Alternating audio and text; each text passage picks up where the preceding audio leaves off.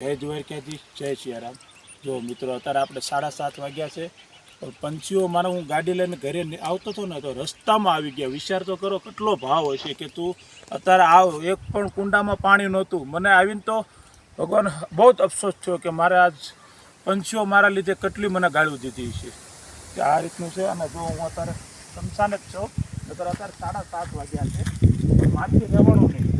મારે પાણી ભરવું છે, પછી મેં ઘરે ઊભો આવું પહેલાં મારે પાણી ભરવું છે, શણ પણ હારે લાવવું છે, કેમ કે અત્યારે તો ચાલુ કર્યું છે એટલે આ રીતની મારી નાની એમથી ઠેલી છે। જો આ કુંડ અધૂરું હતું એટલે બીજું ક્યાંય ભરવા ગયું નહીં। હું પહેલાં પાણી તો પૂરું બધે ભરવું છે।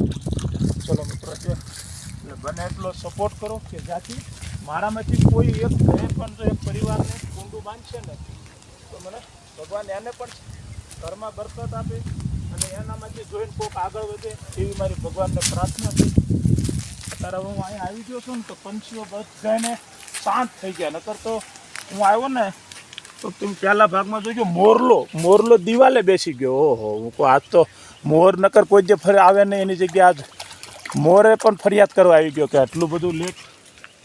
પછી મને એમ થયું કે હું કહું નહીં, ઘરે હવે પહેલાં નથી જવું, પહેલાં મારે શણ ભરવી છે બધે અને પહેલાં પાણી ભરવું છે। મારા દરરોજ સમસા અને બપોરનો ટાઈમ છે, સવારે મારા મિત્ર આવી જાય છે। એમાં એમ થયું કાલે હું બહારગામ ગયો હતો તો છોકરાને કીધું હતું પણ કદાચ કાલે એ નહીં આવ્યો હોય, એના લીધે મારે અત્યારે આવીને તમે આ કુંડા પહેલાં જુઓ, તમે આવા કુંડા શમશાનની ચારો બાજુ બધી બાજુ કુંડા છે, પણ આજે મારા એક પણ કુંડામાં પાણી નથી।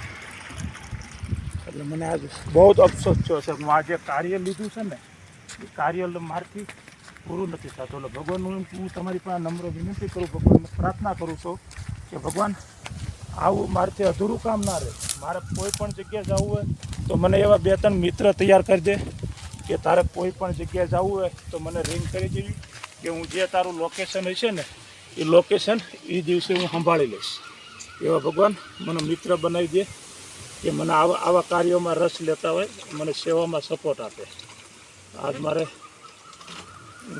આજે મારા વિડીયો બનાવવાનું કારણ બી છે, ગામમાં મારા એક પણ મિત્ર એવા તૈયાર થઈ જાય ને આજે આ પાણીના નથી ને એના લીધે આ કુંડું તેની જો હવે વિચાર કરો, હવે જે વસ્તુ આ દરરોજ ન મળતી હોય આ રીતનું પંછીઓ પાડી દેશે કે ભલામણ ન ભરવું હોય તો પછી અમારે શું લે આવી રીતે રાખવું।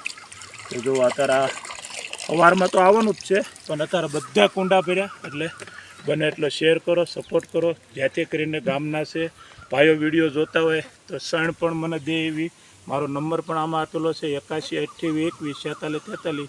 જય દ્વારકાધીશ, જય સિયારામ।